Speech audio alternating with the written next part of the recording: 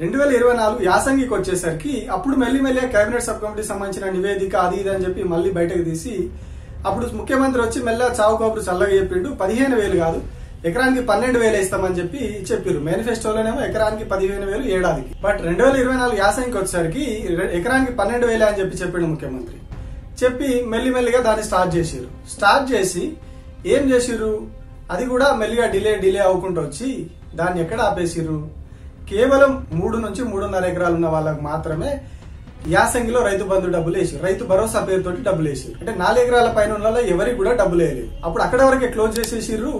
వేరే వాళ్ళ గురించి పట్టించుకోలేదు. వేరే రైతులు డిమాండ్లు చేసినా ధర్నాలు చేసినా ఎక్కడ పట్టించుకోలేదు, వదిలేసిర్రు. ఇప్పుడు 2025 వానాకాలం పంటకు వచ్చేసరికి ఇప్పుడు ఎకరానికి 12,000 ఇస్తున్నాం, రైతు భరోసా ఇస్తున్నాం అని చెప్పి ఇచ్చినామని చెప్పి కేవలం 10 రోజుల కాలంలో ఏవైతే ఇన్ని రోజులు ఈ 2-3 కాలాల పాటు 2023 యాసంగి, 2024 వానకాలం, 2024 యాసంగి ఇవన్నిట్లలో ఏవైతే మోసం జరిగిందో అవన్నీ మర్చిపోయి ఇప్పుడు ఒకటేసారి 10 రోజుల్లో కంప్లీట్ గా 9,000 కోట్లు వేసినామని చెప్పి రైతు భరోసా ఉత్సవాలకు రెడీ అవుతా ఉన్నారు. సరే ఉత్సవాలు చేసుకోవాలి, కానీ మరి రైతులకు జరిగిన మోసం గురించి ఎవరు పట్టించుకోవాలి? మీరు రైతు భరోసా కొట్టడం వల్ల రైతులు పడ్డ ఇబ్బందులు, పెట్టుబడి కోసం ఇబ్బందులు పడ్డ రైతులను ఎవరు పట్టించుకోవాలి?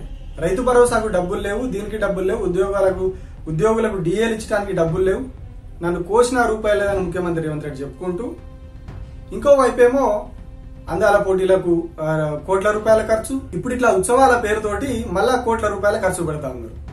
అంటే వీళ్ళు ఎట్లా మాట్లాడుతున్నారో ఏం చేస్తున్నారో అర్థం కాదు. ఒక చేయితోటేమో డబ్బులే లేవంటున్నారు, ఇంకొక చేయితోటేమో ఇష్టారీతిగా ఖర్చు పెడతా ఉన్నారు. ఇట్లా రైతు భరోసా విషయంలో రైతులను 3 కాలాల పాటు మోసం చేసి ఇప్పుడు ఉత్సవాలు చేసుకుంటా ఉన్నారు. అంటే రైతులకు 3 కాలాలు జరిగిన మోసం, 3 పంట కాలాలకు జరిగిన మోసాన్ని కంప్లీట్ గా రైతులు మర్చిపోయి ఇప్పుడు సంబరాలు చేసుకోవాలనేది ప్రభుత్వ ఉద్దేశంగా కనిపిస్తా ఉంది. అంటే ఇంత దారుణంగా మోసం చేసి ఉత్సవాలు చేసుకునేంత దారుణ పరిస్థితి ఇట్లా తప్ప ఇంకెవరూ చేయరు. ఇప్పుడు తక్కువ కాలంలో 9,000 కోట్లు వేసినామని చెప్పి గొప్పలు చెప్పుకుంటా ఉన్నారు. మరి గత కాలాల్లో ఎందుకు వేయలేదు, అప్పుడు ఎందుకు రైతులకు మోసం చేసిరో కూడా ఈ ఉత్సవాల్లో ప్రజలకు రైతులకు చెప్పితే బాగుంటది.